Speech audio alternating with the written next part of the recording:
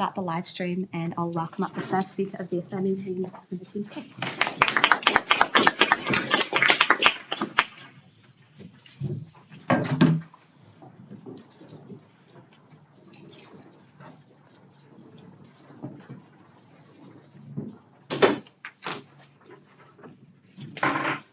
Education is a human right for a reason. We want to develop the youth into highly skilled, beneficial people for the future.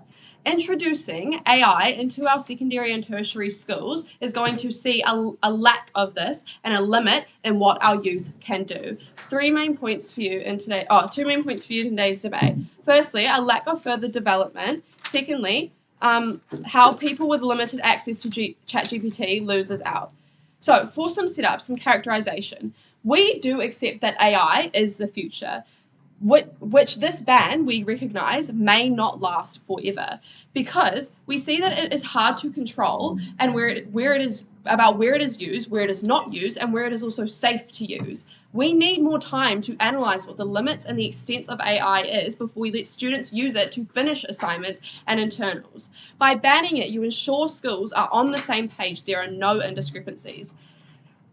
Now, what was AI actually made for? Well, it can collect information, compile it into a comprehensible paragraph at your desired level, at your request. It was made to take the workload off of people and an easy way to get through things like work assignments. So for a model, how would this actually be enforced? Well, it'll be banned at schools through like Wi-Fi systems and computer systems. There will be clear messagings from teachers that you are not allowed to use ChatGPT or any other kind of AI writing tech. Students will have to sign things like authenticity agreements so they can be held accountable when they are caught using this. Now, how actually will we be able to catch this kind of thing? Well, you do have the opportunity to send in someone's work to ChatGPT and they can recognize whether ChatGPT was able to write this or not. Plagiarism checkers do exist. It is something that we've been using in schools for years. And also this work will pretty much look the same if everyone is asking the same question to ChatGPT and using that in their work. So it'll be pretty obvious when someone is using this. So now onto my first point about how this will cause a lack of further development. Now, what is actually the point of literacy in secondary and tertiary schools? Well, you need to gain those analytical skills. You need to be able to assess from both sides of arguments. You need to create things like communication, getting your own voice and your own opinions out there through structured arguments like we're doing in a debate today. We also want to see things like creativity. Schools teach creative writing not just because it's fun, but because it teaches you how to open those different parts of your brains. When we're going and using ChatGPT for all of this, you're losing the opportunity to gain those analytical skills that are necessary for your future, for your work life, and also your just day-to-day life. So firstly, you're never practicing these skills and therefore you're not building those kinds of connections in your brain.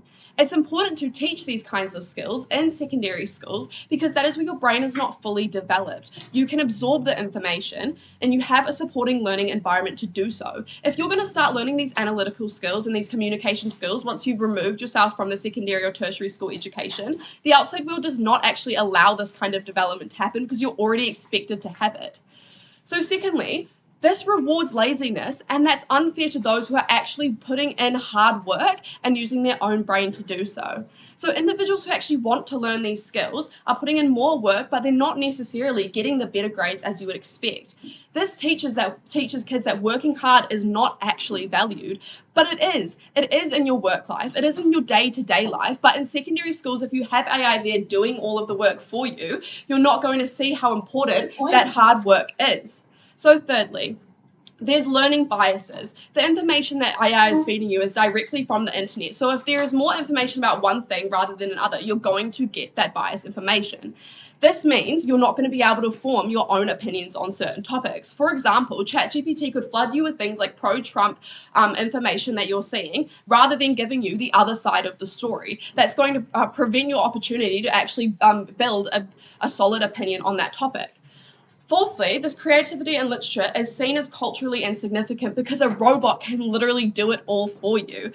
This means that there's less incentive to fund this kind of area, so there's little development and innovation that we need for a successful society. Lastly, this further disengages from students from learning because they know ChatGPT will be a tool to use, because so they won't be able to learn from that human connection between a teacher and a student. They're just going to search it up on their ChatGPT and get all the information flooded for them.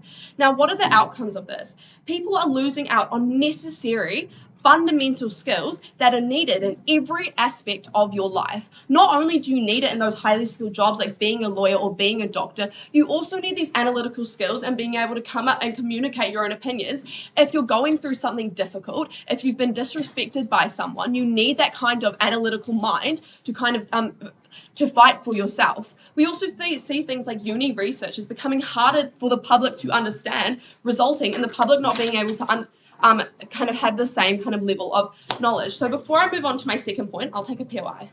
Why do you think you don't get biased information? If you're researching something in a specific way, that if ChatGPT gives you biased information, you wouldn't get it if you're researching it?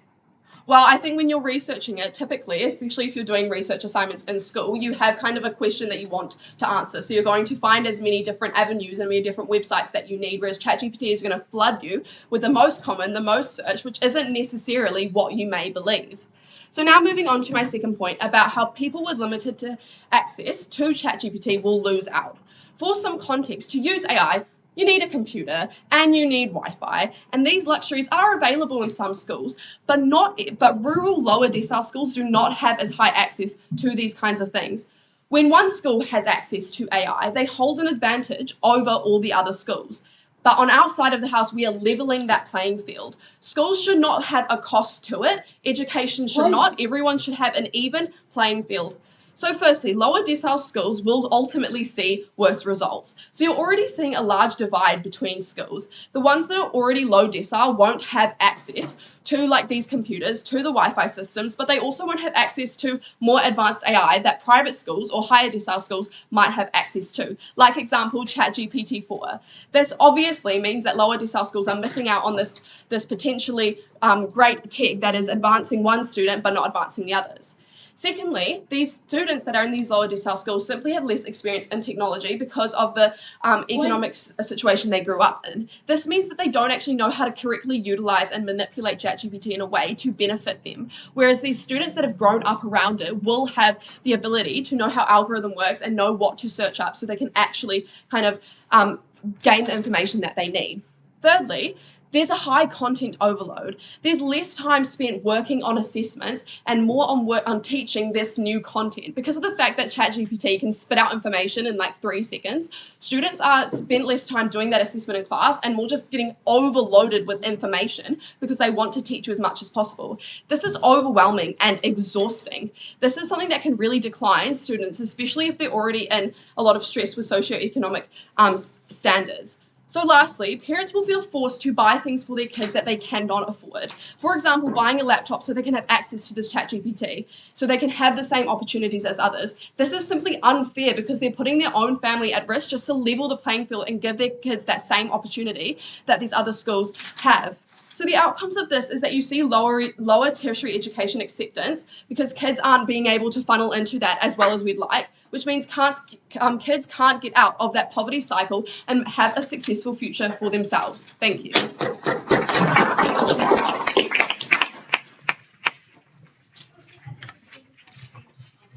The camera, and then I welcome up the first speaker of the negating team to open the meeting.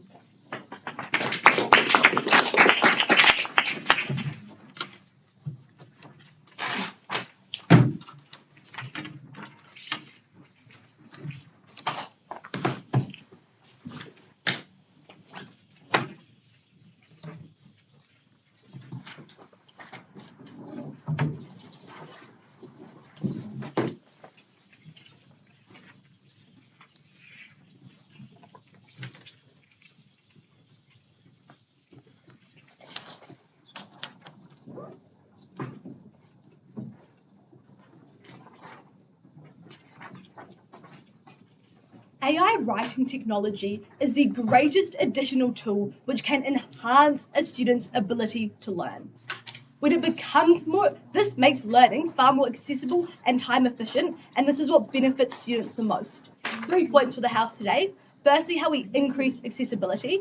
Secondly, why we allow for more efficient and effective time allocation for the student, and then Katie is going to extend on the long-term benefits of using AI writing technology. I'm quickly going to talk through the status quo before moving on to some rebuttal.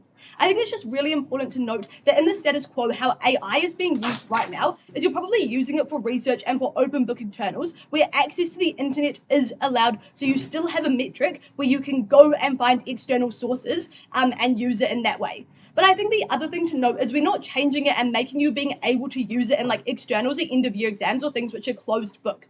What this means is students still have an incentive to make sure they understand the content, to make sure they understand how to write things, because at the end of the day, they still have to do it. That cuts down a lot of the material. But moving on to some rebuttal. The first thing that they told you is that they're going to make sure that no one uses AI because you're going to sign authenticity statements. There's like recognized ChatGPT things, all of that. At the end of the day, that exists under our world too. We also have ChatGPT checkers, which means that the students who are going to follow the rules on their side follow the rules on ours as well. It means that they're going to use ChatGPT and they're going to use it in a way that is allowed by the school, which probably isn't in the way that you can just copy and paste all of the information you get from the ChatGPT, but rather you read it, you absorb it, you reword it, and then you use it. You're not the only people that they're really going to be like harming is because at the end of the day, we're not shifting the people on the margins. They're not shifting the people on the margins. Like, everyone is going to stay where they want to be. Whether you're going to cheat, you're going to do that in their world as well, whether or not ChatGPT is banned in schools. I think the next thing to note is they try to talk about like creative writing skills and other things like that. Once again, a lot of the time this is done in an assessment when you don't have access to the internet. It looks like writing portfolios in NCA, therefore you still have to have those analytical skills. Nextly, on the rewarding laziness, we also think it's actually really good to work harder and work smarter and not harder, because at the end of the day, that is what you get rewarded for in life. Whether or not you spend all of your time doing something for your job and then someone just does it so much quicker because they found like a smarter way of doing it, they get the reward, they get the promotion. But lastly, about biased information, if you are researching something in a biased way on the internet, you are going to get that biased information coming through. If your internal asks you to find 2 viewpoints, whether or not you're using ChatGPT, you are going to find those 2 viewpoints because you will ask ChatGPT for the opposing viewpoints that you can fulfill the requirements of your internal. And I think the last thing, just very quickly on accessibility, was that they told you that you need a computer with Wi-Fi. This harm occurs the same with the internet. Those students are disadvantaged in their world as well. But secondly, you have access to a local library which has computers. You can go there. And then thirdly, you don't have to pay for a tutor with ChatGPT, which means that money is being well spent. Okay, moving on to why we increase accessibility. This is because ChatGPT, firstly, is available 24/7. Teachers and lecturers both had limited time because, firstly, they have multiple classes. Secondly, they had to keep up with the average pace of the student. They cannot accelerate or decelerate their pace to fit the individual. But thirdly, they have a working day, which is typically 9 till 3. And fourthly, they have a personal life, so cannot always respond to emails. This means that the student is unable to always be in contact with their teacher or lecturers, which means that questions go unanswered. And this is harmful because, firstly, the student is less likely to research on the internet, whether if they could use ChatGPT, because research takes much more time, but also does not provide the specific answers that the student is looking for, especially for a complex topic. You may only find medical journals with jargon. This isn't beneficial for you if you don't understand it. But secondly, the student has to wait for the teacher to reply or for the class to roll round, which means that A, they lose motivation because they're no longer in the zone, but secondly, they lose out on valuable time which could have been used for work, but they rather spent being confused and waiting for a reply. Comparatively, when you ask ChatGPT a question, you get an instantaneous answer. In terms of scale, a teacher will never be able to answer every child's question as quickly and as effectively as what ChatGPT could. This is really important. But thirdly, certain students or university or high school students may be nervous to speak up in class, which means they get left behind because they are confused about an initial topic. On our side, they can ask ChatGPT this question instantly, get an answer, and being able to continue with the pace at which the teacher is teaching. When you ban ChatGPT, you're unable to gain this benefit because the research that you're going to do in your class is probably far less efficient, which means you still get left behind because the time you spent researching, your teacher has now moved on to their next point, which means that you don't understand. But also, lecturers can't always answer every single question in the lecture because of the amount of volume of people in it. That's 100-person class. It's not a small group, which just means that sometimes your voice goes unheard. But secondly, here we allow for unique learning avenues. This is because the teacher likely gives the same PowerPoint every year because it's time efficient, and they give a similar explanation because that is how they've always taught the topic. However, that explanation doesn't allow for all students to understand, and teachers may not always be able to explain a concept in a way that students can understand because they just don't simply understand what the student doesn't understand. However, ChatGPT can explain an answer in multiple ways. This is because you can ask a question, it gives you an answer you don't quite understand. You slightly reword your question, it gives you a different answer. You are able to put together those pieces of information, and all of a sudden, a light bulb goes off in your head, and it makes sense. But the last point on accessibility is that the financial cost incentive for university students to get a tutor is really expensive. This is because university students are typically stressed out about fees already. That is a lot of money, but they've also got the harm of that they've moved out of home, their parents are no longer providing for them, they're having to keep up with the cost of living crisis. There are all these alternative factors which means that they are unable to afford a tutor. This is where ChatGPT is uniquely beneficial because instead of the student wasting hundreds of thousands of dollars on tutors, they can now use the free ChatGPT to explain the concept to them. They now understand it without having to waste any of their money. Yes, I'll take your point. Given that when you do your own research, no one source gives you a solid answer, how do you ensure kids don't get a biased opinion when using ChatGPT?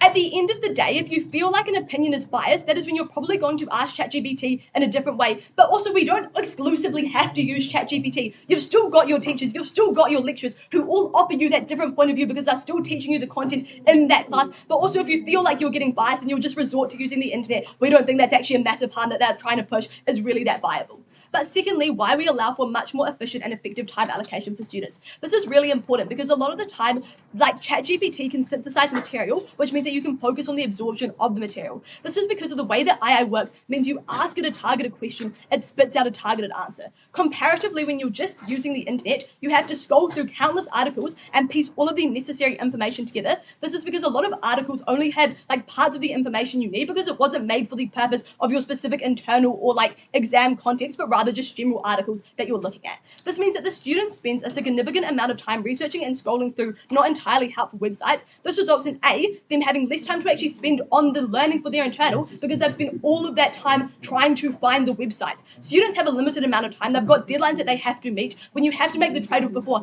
handing something in late or just having a worse understanding but being able to rewrite what you've learned, you're probably going to go with the rewriting. We don't get that harm on our side of the house because you find that information so much more quicker, which means that you actually understand. But secondly, students can become detached from the content that they're researching because they get really annoyed that they cannot find the answers that they are looking for. This means that they feel like the sweat equity they put in isn't giving them isn't worth the return that they're getting on it, which means you get worse grades at the point that you detach from the content that you're learning. This is why it is essential that we can use ChatGPT in classes.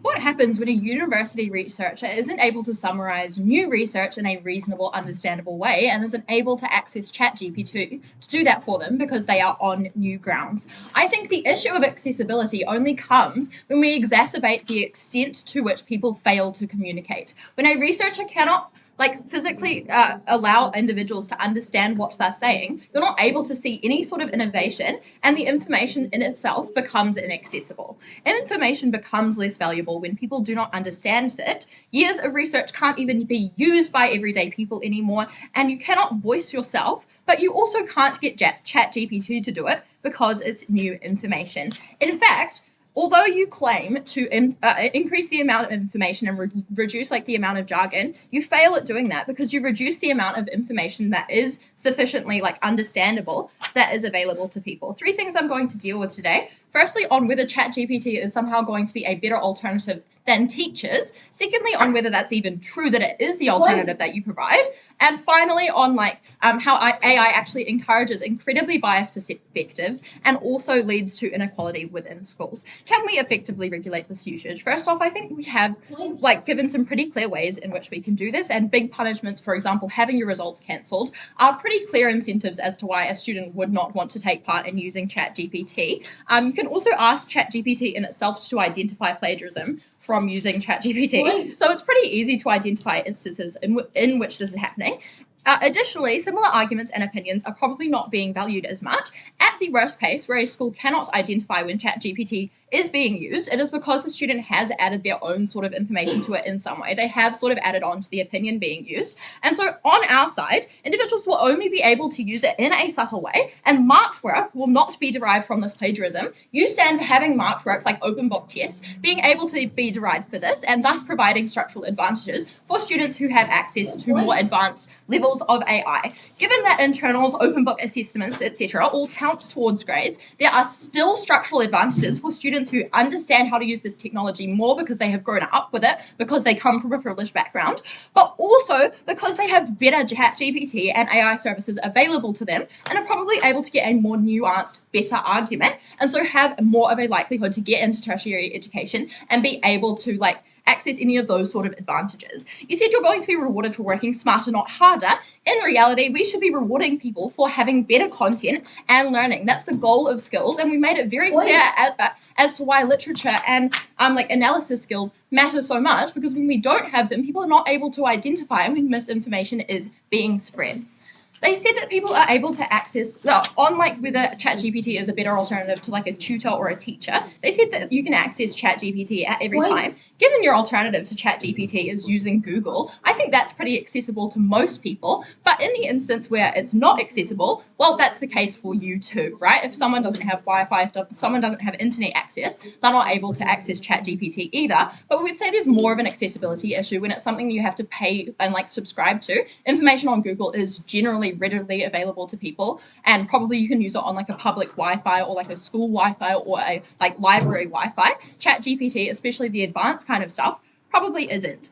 Research is going to take more time because it is so thorough. That's like how you learn how to conduct good research. In reality, good research needs time because you're creating a better, more like you're seeing more perspective because you're reading through so many articles. But I also think nervousness to speak to your teacher probably gets worse upon your side because you're so used to asking ChatGPT every single time that you have a problem, because you've just become so used to it, and it seems like a far more like approachable alternative. In reality, we want kids to be able to speak to their teachers because they're able to provide a new perspective, and they're able to provide something which is really, really beneficial, and it's a human kind of thing. You guys essentially saying teachers are useless. Lecturers like have a massive amount of info in this particular subject. Of course, they're going to provide beneficial stuff. Why are teachers generally better? Firstly, they provide different ways of teaching. For example, they are able to provide like visual examples, practical examples, and they're able to sort of cater that to their student. They're able to like show it in a far more reasonable way and express it in a human way. They can do this in multiple different avenues. ChatGPT isn't able to use like visual examples and symbols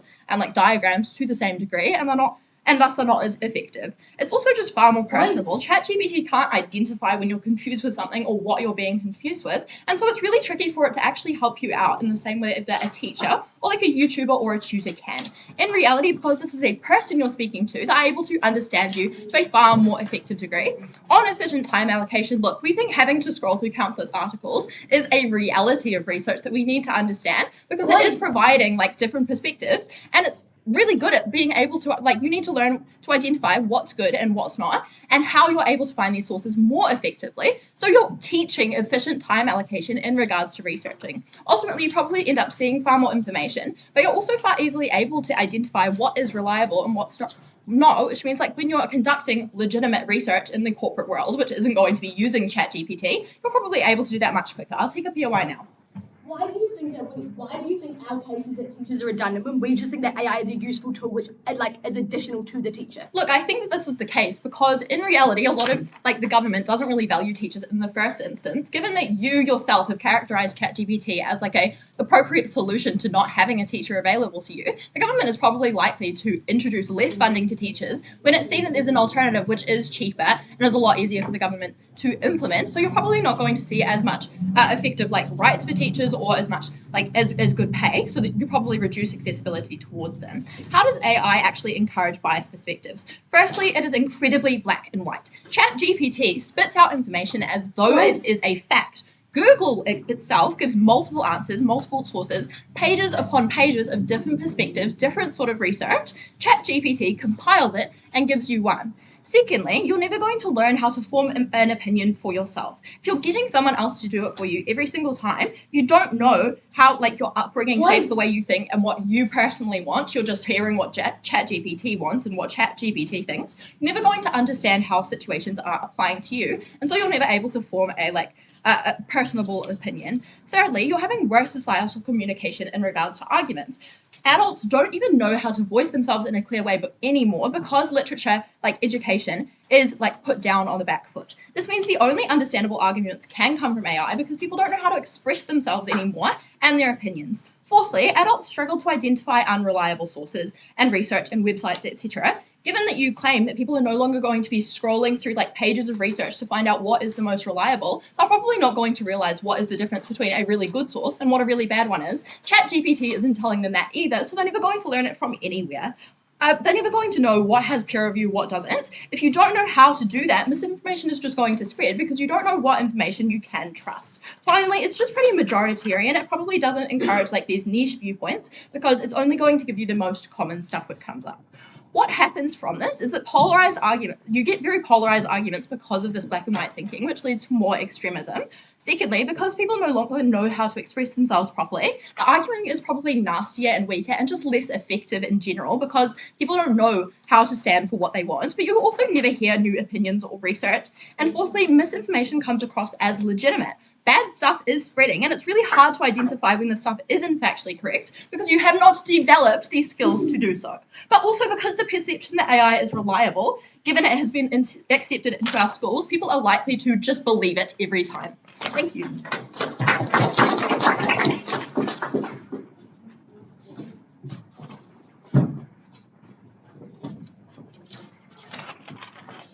Also, I pick the speaker for their speech, and I'll welcome up Susan.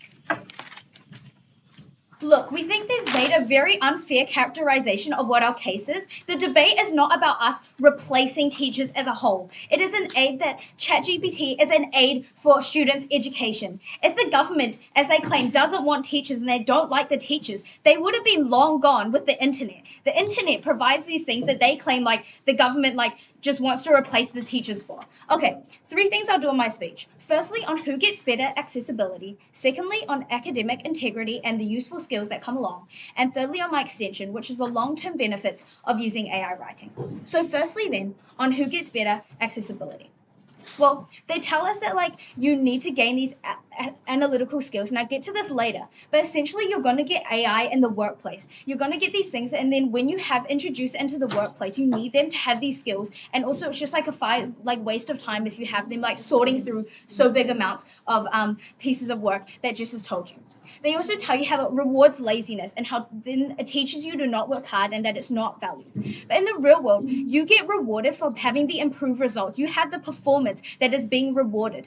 We allow for this as students are able to spend less time sorting through these as ChatGPT synthesizes these resources. Therefore, they have more time to actually learn. They get the basis information they need and they can extend past this. This looks like going onto ChatGPT, asking for some information, maybe asking for some different perspectives so you can evaluate what you think is the best idea in that case. They also tell you how it limits the opinion, limits the voices. But as I've told you, ChatGPT, you can ask for multiple opinions. You can ask what would somebody who thought this would think about this certain topic. You can ask for these opinions. So when you go on Google, you have to sort through so many websites, and likely these websites will have bias as well. It's written by someone that's going to have bias. When you have a teacher, sometimes the explanations may have bias, and maybe you want to seek a different perspective. So you can go into ChatGPT, which goes off a database, so it can offer you a wide range of resources.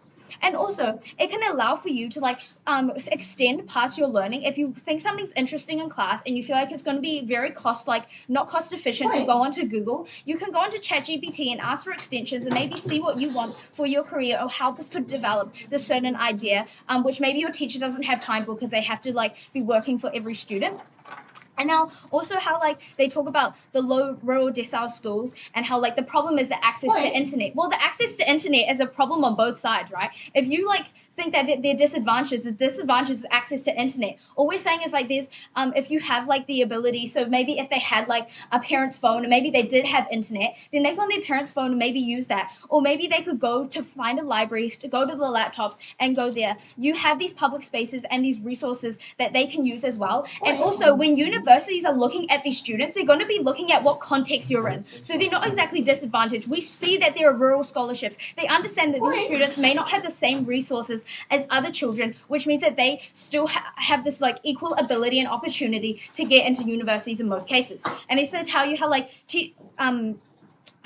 the parents feel forced to get their kids the technology. We think this is minor, but it's important to consider that this pressure doesn't come from them wanting to use ChatGPT because they want the cool games on the phones, the cool things on technology.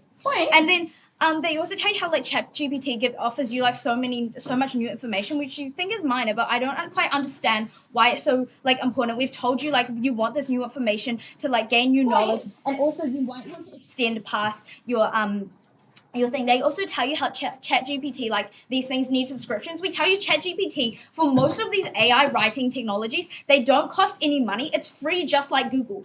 The only thing separating itself from Google is that it synthesizes the results. It synthesizes what you need, and you can further demand for things from it. If you look at a website and you have a question, you can't just answer the website a question. On ChatGPT, you can ask a question about the result that they have given. Okay, I'll take a point now. When humanitarian subjects don't come across as necessary anymore because a robot can just do it for you, do you think these subjects will get the same amount of funding and attention in regards to the education system? Well, yes, of course, because you need this curriculum, you need the basics, and you need to show what they need to teach. The teachers are the one giving you all this information. ChatGPT is a tool if you want to seek some more help, and maybe you can't afford tutoring, as just told you, because it's so expensive. You can get some more explanations outside of class, which perhaps late at night, your teacher can't respond to your emails, and Google's maybe a bit too complicated for your lack of energy at night, so you can just go into ChatGPT and find these resources. They also bring up how on YouTube, you can watch YouTube videos, but obviously on YouTube videos, if you have a question, you have to click onto multiple more videos, which is so this consumes so much of your time, which means that you just don't have the ability or time to get through all of this. Now, secondly, onto academic integrity and the useful skills that come along with ChatGPT. So they tell you how students will cheat, but students who will cheat and only use ChatGPT rather than absorbing into are more likely to be the students who do not follow the rules anyway. So in the status quo, they're probably cheating in the exams. But also we tell you cheating is quite hard in tests. You have in both sides, you have these things which stop you from going onto another tab to stop you using other things. And in open book things, it's just easier for you to use ChatGPT. It's easier for you to synthesize your information. And now they talk about how it limits opinions. Well, ChatGPT is isn't replacing the communication in schools, because you still have to teach these standards and encourage them with these speeches, these inspirational speeches. You have your teacher teaching you these things. They're giving you the guidelines. It's only if you want to extend it or if you're confused about something because your teacher may not explain it to the way you learn. We allow for the teachers to actually cater to this capacity. Now, thirdly, onto my extension on the long-term benefits of using AI writing. Because the ban is only for secondary and tertiary schools, moving forward into a workplace, you have this exposure again to using ChatGPT. You're allowed to use it in your workspace, which means it's quite inefficient if we ban it and stop them from accessing this tool and then suddenly allowing them to use it.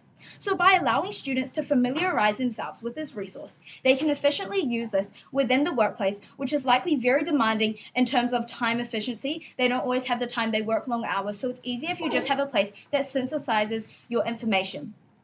In workplaces, everyone will be exposed to this resource, so intense online research is not always necessary because it's so time consuming. And the research skills become so redundant here because you spend so much time filtering and researching the info under the ban that when you move into your job, these skills are no longer needed because everyone around you, they're going to be competing for that promotion. They're going to be competing for that new spot. So they're also going to be using ChatGPT. So you need to have those skills to be able to efficiently use ChatGPT over the years to be able to use it so you can get your promotion, so you can put yourself above the others. You need to stand out as a diligent worker, and on their side you're not able to because you're just being shoved away from, you're being banned from a really useful resource which later you can use and what everybody's going to be using to compete for a new promotion. So in the end, I've told you why academic integrity does not actually matter so much in this debate, purely because kids who are going to cheat, but there are also systems in place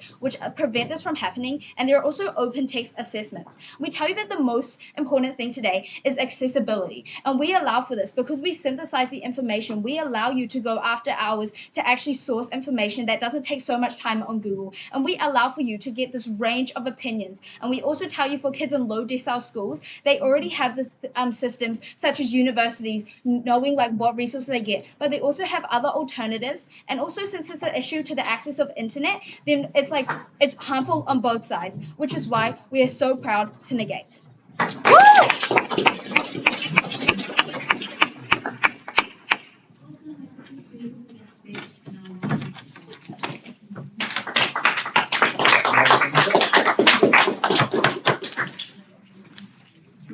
Wonderbound. Lovely small table.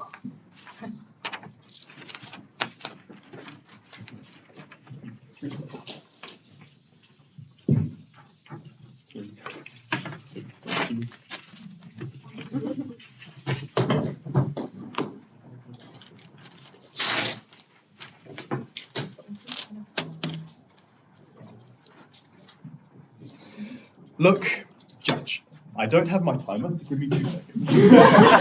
Oh my goodness. Okay, I started again. Look, Judge, I'm unsure why researching is such a bad thing. Because yes, it may be long, yes, it may be hard, but that is life.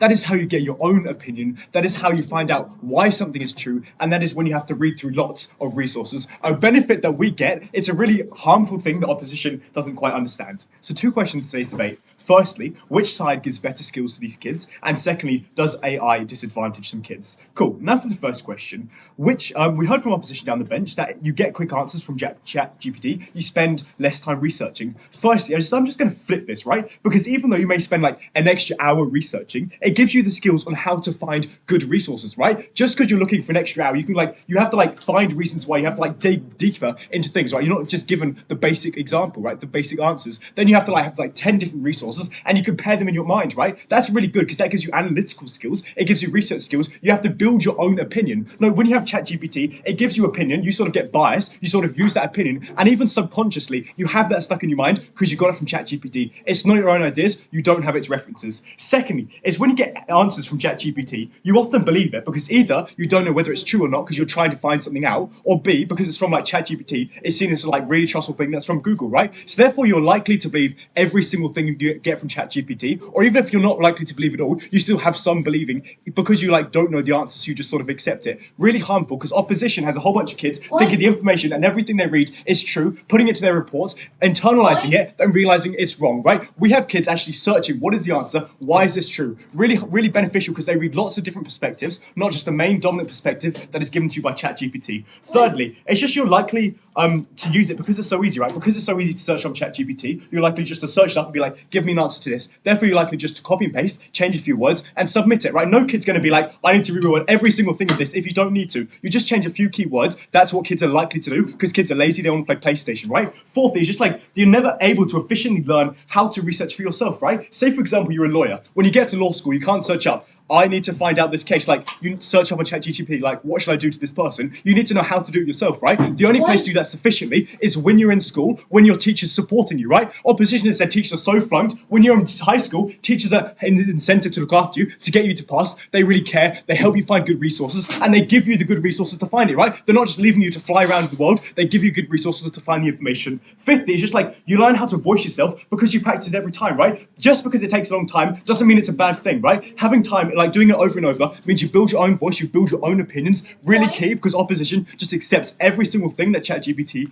gives you. The second claim we heard from opposition is that teachers like can't slow down for like slow students. My first response here is just like there's an incentive for like a teacher to give good information. Like, yes, they may be going fast. They probably sent you like an email with like, here's the resources to look at, right? Really good resources from accredited people. You know where they come from. You know references. You know they're true because your teacher gives them, right? Comparatively, you have to believe everything that ChatGPT gives you. Most people aren't likely to search up random questions because they just want to answer the question. They just want to answer what they've been given. Secondly, it's just like, I'm going to flip, right? Because it's actually really good when kids like are really confused and have to look into things because they search up different like things. They like watch YouTube videos about NCA, right? Really good because kids like find out why that's true, what it's actually telling them, how they can use it in their life, right? It gives them more broad information, not just answering their specific question that they asked, right? ChatGPT answers A to B. It doesn't answer A, C, B, D, D. It gives you the strict answer you're exactly looking for. The third thing we heard from opposition is that research on the internet gives biased information too. First, it's just like ChatGPT. It's simply worse because it takes the majority of view, right? Like this looks like an example of when somebody used ChatGPT to like hire people in their company. It only hired men because supposedly they're more dominant, a better suit to their workplace. That's what opposition stands for. Biased views. The majority of like these articles online are from like white men because of structural reasons. Therefore, it's likely to have like no intricacies from like indigenous cultures, right? And even if it does, there's likely to be some like articles that aren't like specifically correct. ChatGPT just uses them and tells you it is fact. You believe it's fact because that's what ChatGPT has given you. Secondly, it's just like less so when you do your own research because you have to get references. You have to cross credit between resources, right? You can't just present one reference, one article. You have to find like 10 different articles, give references. No, you have no references, no backing of why that information is true on opposition side. The fourth thing we heard is that like there's still incentive to learn skills for like your external. You know, you can still like learn all these skills because there's an incentive to. First, you just want to take like a realistic point of view of what the externals are. It's always write an essay about this poem or a film. It's not asking you to research things. Therefore, the only skills you're learning is how do I get an excellence on this test? You're just copying and pasting answers from the year before. You're not learning analytical skills. You're not learning research skills. You're not finding like resources to back up your information and to give you these really good things. No, we get those because you have to research every single thing. You can't rely on some ChatGPT that is done like which is what opposition stands for. The last thing we heard was like at second was this like response about AI in the workplace. Three main responses. First is like students who are likely to gravitate to careers that will need it are probably like likely to explore ChatGPT anyway to when they get into that career, like because that's like a pretty sensible thing. If you need it, you'll probably learn. You don't need to do it at school because you need to learn those skills. And secondly, just like journalists, news networks aren't going to replace information with what ChatGPT says because it's like boring, it's unreliable, it's inefficient. Therefore, you still have to build your own opinion when you get into these workplaces. You can't digest and agree with everything that ChatGPT has said. At the end of this point, what have I shown you? I've shown you that one, we build skills on our side of the house, and that taking time to research isn't actually a bad thing. It's a really good thing because it builds like these analytical skills within kids. No, we get that. Opposition gets a whole bunch of kids just accepting everything they believe from ChatGPT. I'll take a POI before I move on.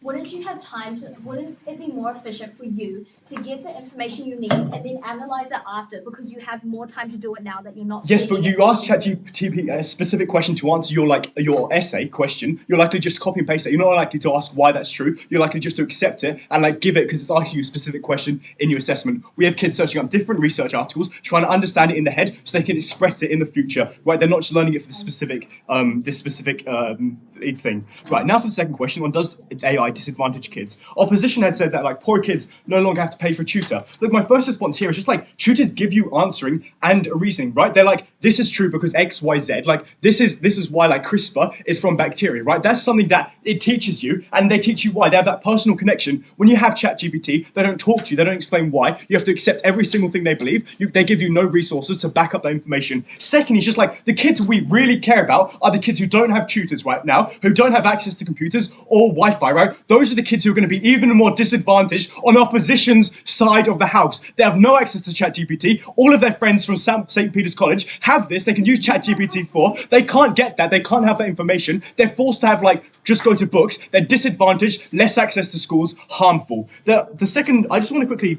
reiterate what Jivni said at second, which we heard no response from, which is like AI just has a lack of indigenous knowledge, right? Say for example, a Te Reo Māori classroom, right? ChatGPT can't write in Māori, so these indigenous cultures, these indigenous kids are disadvantaged because they can't specifically use that information from ChatGPT. They have to get everything from their teacher. Really harmful because that means kids who are taking these predominantly white like subjects like science, maths, English are getting really good help from ChatGPT. These indigenous subjects are getting no help, even further disadvantaged. The last thing that I want to talk about is like they said that kids will like evaluate information and rewrite it. My first response to the assessment simply asks you to give 2 points of view, right? It doesn't ask you to, it asks you to like back them up to some extent. Therefore, all you search up into ChatGPT is give me 2 points of view. You're not going to be like, why is that true? How do I evaluate that? How does that affect me in my life? You just simply ask the question. Even if you do some research, it's not to the same extent that we get. At the end of today's debate, we've proven that firstly, we're the only side that gives them necessary skills that they need in their future. And secondly, we evaluate the skills even more, we evaluate the papers. That is why you should side affirming. Thank you.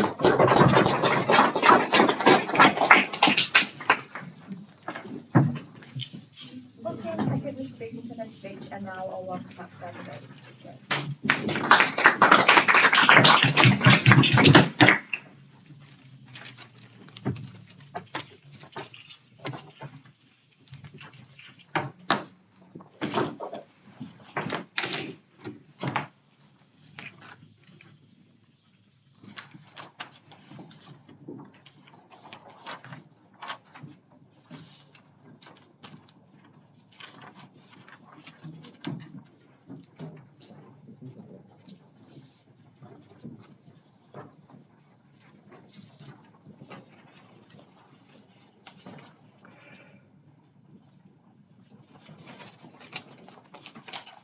Ready? Side affirming has mischaracterized the prevalence and use of AI in this debate, which is why I've lost this debate. AI, if they say that everyone's going to turn to AI, then how come right now in the status quo where AI is prevalent, not everyone is using it and turning towards it? Because there are already systems in place which incentivize students to use AI correctly and to use AI in a way which supplements their learning. That is what we stand for in this debate. We stand for AI which is used as an additional tool for study, not the only reliant tool which side affirming thinks that which we've characterized. It's not. 2 questions for the side today. 1 about accessibility, and then 2 about academic integrity. I'll move on now to your first question about accessibility. Firstly, they love to talk about how like people in lower decile schools don't have the ability to access ChatGPT. Whereas we've already told you down the line, right, that people can go to local libraries, people can go to alternatives in which you can use ChatGPT. Katie's already told you as well how people from lower decile schools have rural scholarships in which they can access university, so they won't be disincentivized, right? Furthermore, in a workplace, right, workplaces are probably going to look for the students who know how to use AI, who know how to use the shortcuts, who know this is how you use AI, and this is why we're probably more likely to hire the student instead of the student who has no understanding of AI, especially as they can see that AI is going to be increasing in its prevalence in the world. So what will workplaces look for? They're going to be looking for the students and for the entry-level workers who understand how to use AI, right? So therefore, it's more accessible. Therefore, we've proven it's more accessible on our side. But now then, I'll move on to this key clash, which is about academic integrity. They try to tell us how like people who go, how like AI is going to be used as like an over-reliance on AI and that we don't care about teachers. Firstly, we never said that we don't care about teachers. Teachers teachers still exist on our side. They try to tell you like all these benefits on how like you have to like teachers can answer your questions. You have Google, but there's no reason as to why that's mutually exclusive to their side, right? On our side, we can use those benefits in addition to ChatGPT. But what is the unique benefit of ChatGPT on our side? The unique benefit that's mutually exclusive to our side is the synthesized, simplified information that ChatGPT uses. They love to create this, they love this push from their bench, that ChatGPT loves to spread all this misinformation and all this biased information, right? But ChatGPT gets all its information, gets a majority of its information from already internet sources. What does it do? It just simplifies the sources. So if I'm a student who is researching, am I more likely going to use hours and hours and hours of my time reading all of this medical research, which I probably don't understand a lot of, or would I rather use a ChatGPT source, which is probably simplified, synthesized, but I am aware that it takes the information from this research? If the student is then confused, then they can go and check out these sources, right? But the first and best alternative is to use ChatGPT and is to use this simplified, synthesized source. I'll take a point now. Even if people won't actually read an article that's been heard over and over again, do you think a journalist or researcher is able to make an interesting and nuanced article using ChatGPT? I think if someone is so invested into trying to create a nuanced opinion, yes, they will use ChatGPT as like a base level research, right? And then they can go and get more opinions and more articles from elsewhere. But why would you ban someone from using ChatGPT when that is the best, simpler way for them to get a first basic understanding of this information? If I'm trying to understand a base level problem, I'm not going to immediately go and get all this high level research. I want to get a basic understanding, and that is what ChatGPT helps us, right? In this debate, we're talking mainly about high school and university students, right? What is most important for them? To get the basic information, and that is what ChatGPT is most useful for, right? Furthermore, if people are going into career which need a lot of analytical skills, students will know that, and they will opt out of just exclusively using ChatGPT. They will understand, okay, I can't just use ChatGPT. I need to use all of these alternatives, which side negating give you, but we can co-opt that into our case. It isn't banned in the status quo, which even though right now it's not banned in the status quo, but not everyone uses it now. Furthermore, they also tell us how in terms of academic integrity, how you're gonna limit people from indigenous cultures or people from minority cultures. Even though AI has a language setting, so you could change the language to get you can change the language setting to suit the language. But furthermore, if AI takes, as I said earlier, a lot of information from a lot of sources, so you probably don't get that biased source, right? If a student is wondering why ChatGPT is saying something, they could simply type in, why does this happen? Why does this occur? Can you explain this further, right? There is that interaction with ChatGPT. This benefits the students who are nervous. This is what Jess told you at first, which we don't really hear a response to about nervous students, right? We care a lot about these students who maybe don't have the courage to necessarily go ask their teacher to explain something because they feel ashamed to. They may feel like, oh, I don't want to bother my teacher because she's already busy with another struggling student. But what can they do? They can go to ChatGPT without the shame. They can go, instead of going to YouTube and clicking all these different videos which they don't understand, or they don't want to wait on the comment section, they can go to ChatGPT and ask ChatGPT, why does this happen? Why does this occur? Right? Furthermore, love to push this really big claim on academic integrity, how you need how it takes away analytical skills. At their very best case, that means that no one is going. They're trying to explain that we lose all these analytical skills. However, people will still get analytical skills. One, because we call it the benefits which they get, but secondly, right, cheaters still exist on both sides of the house. Right?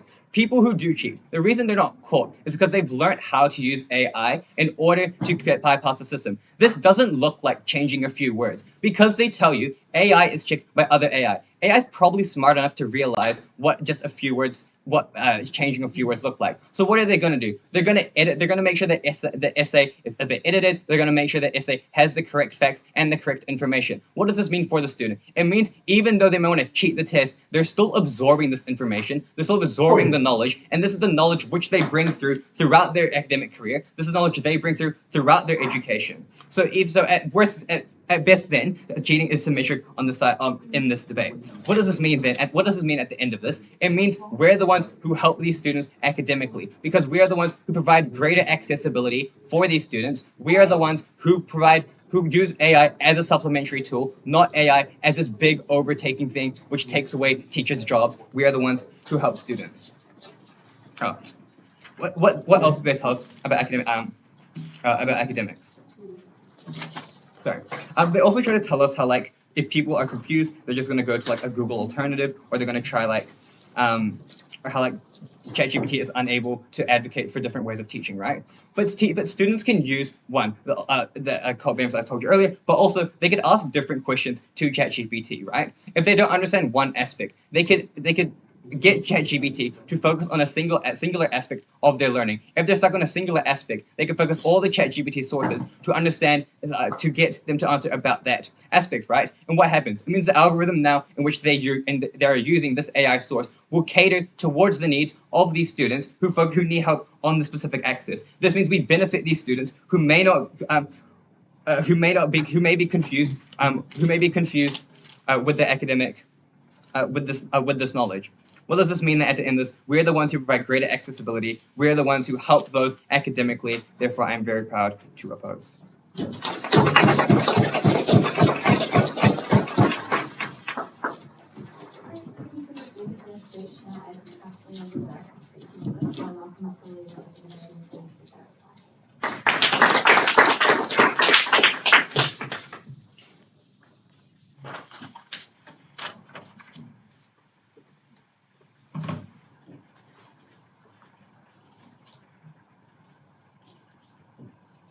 Saying that AI is cheating and a worse way to get your information is like when old people said the internet is using false information. 2 points of clash for the House today. Firstly, does ChatGPT disadvantage students' learning? Secondly, how does this impact students who can't access the internet or have less access to the internet? So, firstly then, does ChatGPT actually disadvantage the students' learning? Affirmative had to prove that the harms of ChatGPT will outweigh the benefit that it provides. We don't think that they're able to do this in today's debate. Their main push focused on the fact that students lose out on human engagement and analytical skills. What they failed to recognise is that ChatGPT being allowed was never going to change the way the education system works. Students will still have to engage with other students, their teachers, and their peers. It's just being used instead of or alongside the internet. Secondly, we gave you really good reasons as to why students now have a greater focus on absorption of information rather than having to find a bunch of half-useful articles, which we told you means that students are going to disengage from this material because they feel like the time they are putting into this internal isn't worth the grade they are getting out of it. That's been unresponded to by affirming, which means that we actually are left with this really big harm of students disengaging and no longer getting the grades that they could actually deserve. Nextly, they told us you're going to get a decrease in analytical knowledge. However, as Daniel told you, if you know that you need to have this analytical knowledge for your future, not all students are going to engage in using ChatGPT, just as in the status quo, not all students do engage in using ChatGPT, because it may not be the best way that works for them. The internet still exists. You can still go and ask for your teachers. We never got rid of any of those other alternatives. But next, we also gave you information as to why you still need these analytical skills, and that is because it is necessary that you can't just copy and paste the information that ChatGPT got you, because things like ChatGPT checkers do exist, and if you are caught, that's plagiarism. That's a really big harm. Therefore, you still have to make sure you understand the information and can reword it in a way that makes it unique and your own. Lastly, they told us about biased information coming from ChatGPT. I think this is really confusing, considering that ChatGPT, as Daniel told you, gets all of its information from the internet. So if you're going to be exposed to any bias, there isn't a mutually exclusive harm that they can push on our side of the house. But nextly, we told you on this, is that you can actually ask ChatGPT questions in multiple ways to get you different answers. If you know that your internal needs a nuanced opinion, you can ask it multiple questions. But also, if you feel like you are getting a biased answer from ChatGPT, you can then go to the internet and then research and go through all of that filtering, which we thought wasn't that necessary. But if you feel like it is, that's still an option. You can still do that. Next then, how does it impact students who can't access the internet? I think for this point to win them the debate, they had to prove that this harm doesn't exist to an extent on their side of the house. The problem with this is that people have access to the internet in the status quo and in their world as well. They were never standing against the internet. What this means is those students are still disadvantaged in the fact that they aren't able to have an access to as many resources as what other students were. Where we can create this to become a better alternative is when we told you that students are able to go to a library and use their library computer to use ChatGPT, which means it really benefits them because it explains things in a way that a teacher may not explain. It explains things in a way which may make it more understandable. All of this is really important considering if they come from one of those like lower decile schools, it may mean that they aren't getting as much attention or as much like the teaching, the quality of teaching isn't necessarily as good as what it could be. This is where ChatGPT provides a unique advantage. But what I also want to flag here is that Katie's whole split went majoritively unresponded to, where she told you that actually needing to research things probably isn't that prevalent, considering that when you like move out of university and tertiary schools, you are able to use ChatGPT. Therefore, I am very proud to oppose.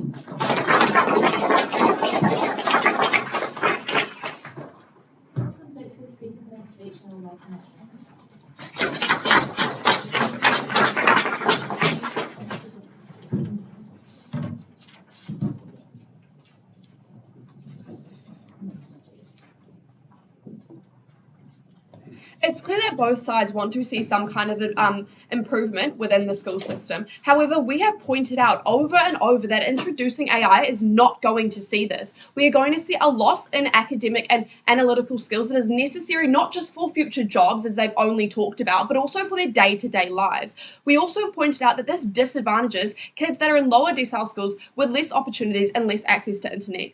So now moving on to the first main point of clash, which is, do people actually evaluate information from AI and will it actually build on their skills?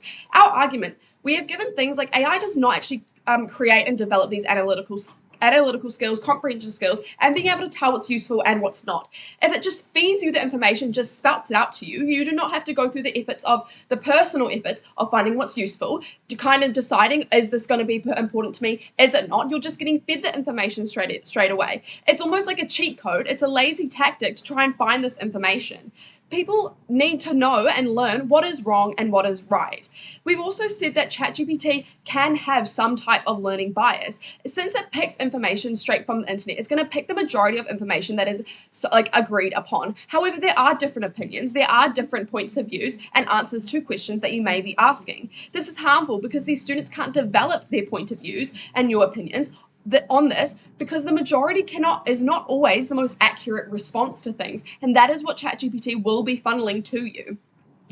We have proven that it is extremely harmful for students' development if they're allowed to use easier ways to do the real hard work, because it's hard for them to adapt in the real world. They're not going to be able to understand what is wrong, what is right, the issues that are affecting them. They're not going to have the analytical skills to try and evolve past them.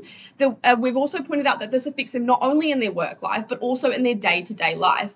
NEC has claimed that they still analyse the information given, but how do they know if this information is reliable if they're not offered any kind of source analysis, any kind of references or cross-examining? They can't compare and contrast. These students are left just believing and trusting an AI rather than actually using their own brain and trying to find their own answers themselves. Now, moving on to my next point about how this disadvantages kids in lower decile schools with a lack of access to internet. We have pointed out that students in lower decile schools are significantly disadvantaged. Both sides agree that there is a lack of access to the internet for these students.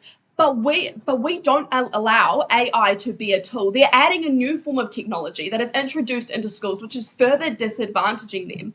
The majority of schools will be able to have these, but then the students that already have a lack of access to internet will not be able to use this AI tool like the rest. They miss out more than ever before. Limiting them even more when they are already being disadvantaged is going to see major harms in trying to evolve these lower decile schools into productive places that can produce these highly skilled tertiary educated people. Negating has simply said that it's a symmetrical problem, but we've proven to you that it is not. They're adding and pushing more tech tools into schools when we're already seeing a lack of access to this kind of thing.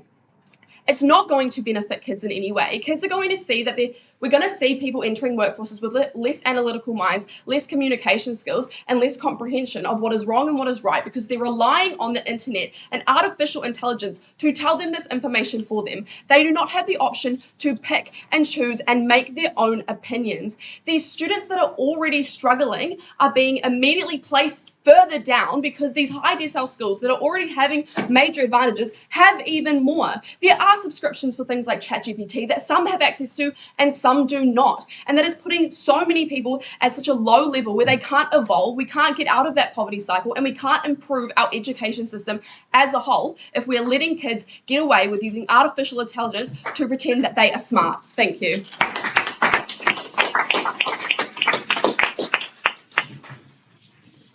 Also, I think the next speech, and I want to thank all the speakers again for a really great debate. I encourage all the speakers to raise your hands, and then if everyone can leave the room, to allow the judge to do it.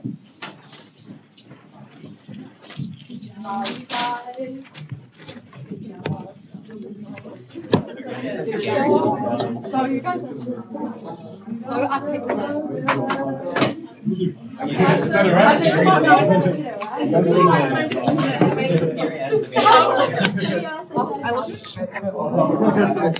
like we did our first one. We did our time. You guys are too nice. Might have to go.